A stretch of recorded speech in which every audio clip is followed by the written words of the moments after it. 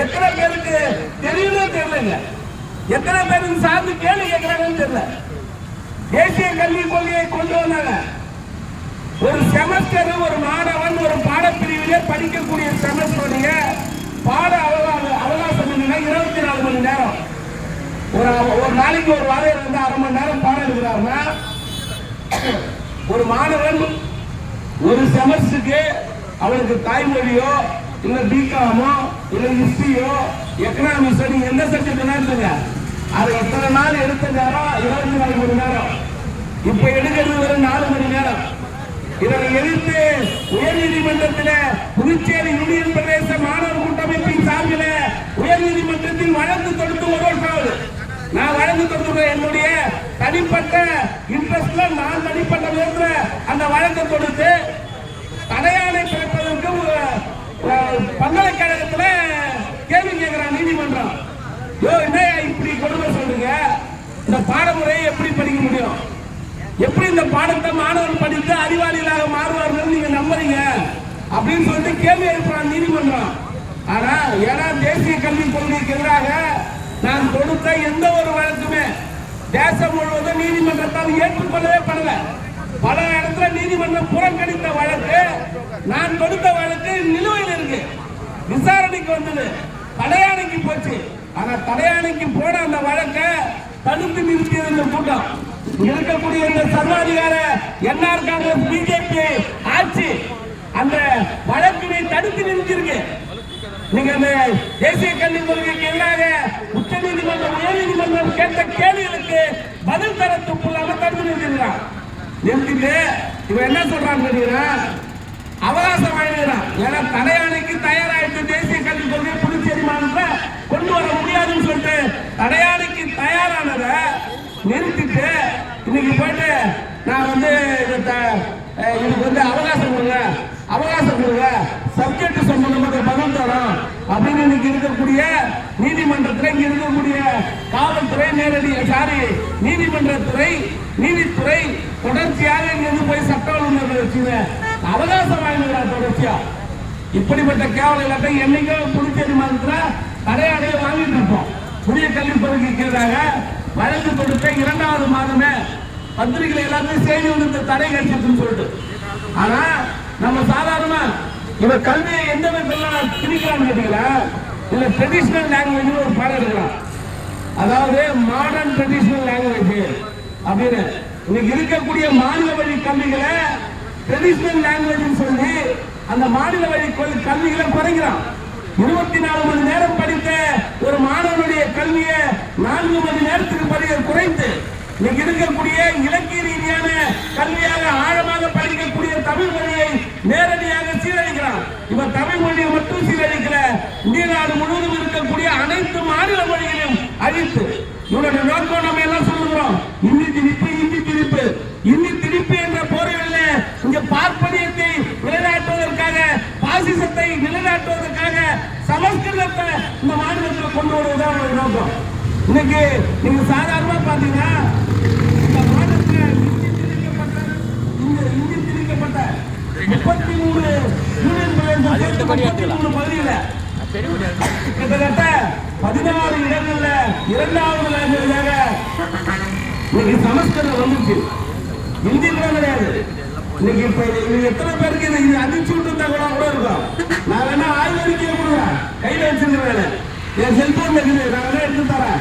இங்க 16 மாநிலங்கள்ல சமஸ்கிருதம் என்பது 2வது மொழியாக எடுத்து வச்சிருக்கிறான். 3வது மொழியாக கூட இல்ல. ஆங்கிலத்தை அதுக்கு அடுத்தது என்று சில மாநிலங்களை வச்சிருக்கிறான். இவனுக்கு அறிவு மொழியை அழித்து இவனுடைய சமஸ்கிருதத்தை திணித்து நம்ம பேரை படிச்சதுக்கு அப்புறம் காதல் ஈர்த்த காட்சி ஊத்துன்னு சொல்லக்கூடிய அந்த சனாதன கல்வி இங்க மண்ணில் திணிப்பதற்கான அரசியல் நடந்துருக்கு. சிபிஎஸ்இ பாடத்திட்டத்தை கொண்டு வந்தோம் புதுச்சேரி மாநிலத்தில். அந்த சிபிஎஸ்இ பாடத்திட்டம் நாங்க சிபிஎஸ்இ பாடத்திட்டத்தை ரொம்ப கடுமையாக நம்ம எல்லாம் எதிர்த்தோம். ஆனா இன்னைக்கு சிபிஎஸ்இ பாடத்திட்டம் இங்க நிலுவையில் வந்திருக்கு. நேற்று ஒரு பட்டியலிட்டதை பத்தி தோழர் வந்து முழக்கப்பட்டாரு. 95% தேர்ச்சி குறைவுன்னு சொல்லிட்டு இதுக்கு அமைச்சர் சொல்ல பதில் தெரியுமா, 80% மாணவர்கள் வந்து ஜெயிச்சுவாங்க. நம்ம ஒரு அமைச்சர் இவங்க போய் காலில் கையில விழுவாங்க. இதை யார் சொன்னாங்கன்னா அந்த செய்தியை வெளியிட்ட பத்திரிகையாளர் சொன்னாரு. என்னன்னா நாங்க பத்திரிகை வெளியிட்டதே பள்ளிக்கூடத்தோட நிலைமை தெரியாம இருந்து இவனுங்க இதுங்க கையில காலில் கொண்டாலும் ஒரு 50% பாஸ் பண்ண அந்த பிள்ளைங்களுடைய எதிர்காலம் பாதுகாக்கப்படுறதுனால நாங்க தான் முடிவு செய்தி வச்சோம். ஏன்னா என் ஸ்கூல்ல வாத்தியார் இல்லை, சிபிஎஸ்சி வாத்தியார். சிபிஎஸ்சி பாடப்படுறதுக்கு ஆசிரியர் கிடையாது, அப்புறம் பயிற்சி பெற்ற ஆசிரியர் கிடையாது, பாடப்பிரிவுக்கு ஆசிரியர் கிடையாது.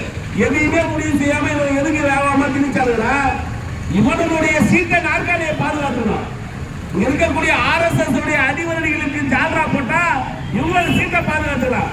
அப்படி சீட்டை பாதுகாத்துக்காக இருக்கக்கூடிய மண்ணுடைய இளைஞர்களுடைய எதிர்கால வாழ்வை சீரழிச்ச துரோகிகள் தான் இன்னைக்கு சட்டமன்றத்தில் அமர்ந்துருக்கிறான். இன்னைக்கு சட்டமன்றத்தில் உட்காந்துக்கிறான். தொடர்ச்சியாக இங்க ஒரு நம்ம PTU சொல்லிட்டு ஒரு காலேஜ் இல்லையா, PUT Puducherry university of technology, நம்ம பெக்குன்னு சொல்லுவோம். அந்த பெக்குல ஒரு பாடம் எழுதுறாங்க, EOITKன்னு சொல்லிட்டு பேரு, இந்திய பாரம்பரிய அறிவியல் சாராம்சம் என்ற தலைப்புல அந்த பாடம் எடுக்கலாம். இன்னைக்கு நடந்திருக்குது. அந்த பாடத்தை ஒழுங்கா அட்டன் பண்ணக்கூடிய மாணவர்களுக்கு டோட்டல் மதிப்பெண்ல 3% மதிப்பெண்ணை வந்து கூடுதலா கொடுக்குறான். அந்த பாடம் என்ன தெரியுங்களா? வர்ணாசிரமம், மனு தர்மம், மனு ஸ்மிருதி. இது இன்னைக்கு பாடம் நடத்திட்டு இருக்கிறான். ராமாயணா, மகாபாரதா, தர்சனா. இந்த பாடத்துக்கு எங்களுடைய வாழ்வுக்கு என்ன மயிரா சம்பந்தம் இருக்குதுன்ற கேள்வியை கேட்காம இருக்கிறாங்க. வலிக்குது, வேதனையா இருக்கு. நம்ம கடமைக்கு போராட்டம் நடத்துறோமா, கொள்கையை காப்பாற்ற போராட்டம் நடத்துறோமா என்ற கேள்வி வந்துருச்சு. நம்ம கொள்கையை காப்பாற்ற போராட்டம் நடத்தலன்ற வழி இருக்கு, வேதனை இருக்கு. ஆட்சிக்கு அதிகாரத்திற்கு அனுப்பக்கூடியவர்கள் எங்களது உரிமையை பேசுகின்ற கேள்வியை சட்டம் பிடிச்சு கேட்கின்ற கோபம் இருக்கு, வேதனை இருக்கு. இன்னைக்கு நம்ம மனுசாசனுக்கும் மனு தர்மத்தையும் வர்ணாசிரமத்தையும் எதிர்த்தே பழகக்கூடிய நமக்கு புதுச்சேரி மாநிலத்தில் இருக்கக்கூடிய கல்விச்சாலைகளில் இந்திய பாரம்ச அறிவியல் சாராம்சம் என்ற அடிப்படையில் இன்னைக்கு பாடம் இருக்கிறாங்க, மனு தர்மத்தை போதிக்கிறாங்க. இந்த நிலைமை எதை உருவாக்கா? அன்னைக்கு கர்நாடக மாநிலத்தில் அல்லாஹ் அக்பர்னு ஒரு பெண் கதற அங்க இருக்கக்கூடிய மாணவர்கள் காவி துண்டை அணிந்து கொண்டு அந்த மாணவியை திருத்துறாங்க. அந்த ஆபத்து நாளைக்கு புதுச்சேரி வராதா? இந்த சனாதனத்தையும் வர்ணாசிரமத்தையும் இந்த மாணவர்களை பறிக்க வைத்தால் பிறப்பிலேயே இருக்கக்கூடிய குழந்தை பிறந்தவனோடு அவனை தலையில் பிறந்தவன், தோளில் பிறந்தவன், தொடையில் பிறந்தவன், காலில் பிறந்தவன் என்று பிறப்பை உருவாக்கக்கூடிய அந்த கல்வியை போதிக்கக்கூடிய மண்ணில் நம்ம இன்னைக்கு கேவலம் கட்டு போய் மானம் கட்டு போய் அமர்ந்து கொண்டிருக்கக்கூடிய சூழ்நிலையில் இருக்கிறோம். இதை சாமிநாதன் பேசிட்டாரா? நீங்க பேசாதீங்க. சாமிநாதன் எடுத்துறாரு இந்த பிரச்சனையா, நம்ம எடுக்கக்கூடாது.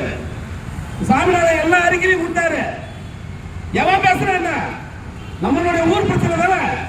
நம்ம ஊர்ல சனாதனம் திணிக்கிறாங்க நேரடியா. என்ன பண்ணோம், என்ன கீழ்ச்சோம், சட்டை கீழ்ச்சிட்டாங்க வச்சிருந்தா இவன் திரும்ப இந்த சனாதனத்தை திருப்பாங்க, நம்ம வர்ணாசிரமத்தை திரும்பானா? அப்படிப்பட்ட வேதனையான சூழ்நிலை புதுச்சேரி மாநிலம். இன்னைக்கு மன் கி பாத் ஒரு பாடம் எழுதலாம். மோடி, பாரத பிரதமர் மோடி மாசத்துக்கு ஒரு முறை மைக்கில் வந்துடுறாரு. அதுக்கு அர்த்தம் என்ன நினைக்கிறீங்க? பிரதமர் வந்து பேசுறது அர்த்தமா? இந்த மாநிலத்தில் ஒரு நபருடைய முகத்தை இருக்கக்கூடிய இளம் வர்க்கத்தின் மத்தியில இவர் தான் தலைவர், இவர் சொல்வதுதான் உண்மைன்னு இன்னைக்கு நம்ப வச்சிருக்கிறார் நம்ம தலைமுறைய. எத்தனை பேர் தடுத்தால, எத்தனை பேர் கேள்வி கேட்டோம். பிரதமர் என்ற போர்வையில இன்னைக்கு பள்ளிகளுக்குள்ளார இன்னைக்கு நேரடியாக சனாதனம் போகுது. இன்னைக்கு இருக்கக்கூடிய மாணவர்கள் மத்தியிலே சாதி ரீதியான பாகுபாடுகளை இவர்களே உருவாக்குகிறார்கள், மத ரீதியான பாகுபாடுகளை இவர்களே உருவாக்குகிறார்கள். அப்படிப்பட்ட வேதனையான சூழ்நிலையில பார்வை செய்கிறது. இதை நான் சொல்லல. 1984 பல்கலைக்கழகத்தில் அடிக்கல் நாட்டு விழாவுக்கு வந்த முத்தமிழ் அறிஞர் கலைஞர் அவர்கள் மத்திய பல்கலைக்கழகத்தை நீங்க கொண்டு வரீங்க, நாளைக்கு இந்த மாநிலத்தில் அவன் நினைக்கக்கூடியவர்கள் திணிப்பான், இந்த மாநிலம் சனாதனத்திற்கும் மொழி அழிப்புக்கும் காரணமான மாநிலமாக புதுச்சேரி மாறும். அதனால நான் வேதனையோட தான் இந்த அடிக்கல் நாட்டுக்கு போனேன். அப்படிப்பட்ட சுமைகளோட தான் இங்க அடிக்கல் நாட்டுக்கு போனாங்க. அப்ப இதை உணர வேண்டிய கட்டாயம் நமக்கு இருக்கு. அப்ப நம்மளுடைய போராட்டம் ஏதோ கடமைக்காக நடத்தக்கூடிய போராட்டமாக இல்லாம ஏதோ நம்மளும் டைம் பாஸ் பண்ணா நம்மளும் போராட்டம் பண்ண தேசிய கல்வி கொள்கைக்காக ஒருங்கிணைக்கணும். இருக்கக்கூடிய கொள்கை சார்ந்த எல்லாரையும் ஒருங்கிணைக்கணும். எல்லாரையும் ஒருங்கிணைத்து போறோம். நான் மட்டும்தான் தலைவர், நீ மட்டும்தான் தலைவருக்கு ஒரு சில கூட்டங்கள் ஒன்று சேர்ந்து செஞ்சிருக்கிற வேலைதான் இன்னைக்கு இருக்கக்கூடிய மக்கள் மத்தியில் பிரிவினை உருவாக்கி போராடக்கூடிய தோழர்களின் பிரிவினை உருவாக்கி பிரித்துக் கொண்டிருக்கிறது. அப்படிப்பட்ட நிலைகளை கடந்து தேசிய கல்விக் கொள்கையை ஒழிப்போம், சிபிஎஸ்இ பாடத்திட்டத்தை ஒழிப்போம், வர்ணாசிரமம், சனாதன இது போன்ற மக்கள் விரோத மண்ணிற்கு விரோதமான பெரியார் அம்பேத்கர் போதித்த அந்த எதிர்ப்பை தொடர்ச்சியாக காட்டுவோம். இவர்கள் அனைவரையும் வீழ்த்தி விரட்டி அடிப்போம் என்று கூறி வாய்ப்பளித்த தோழனுக்கு நன்றி கூறி விடைபெற்றுக் கொள்கிறேன். காரைக்கால் ஒரு போராட்டத்தில் போறதுனால கலைஞர்கள் தோழர்கள் பேசுகிறீர்கள்.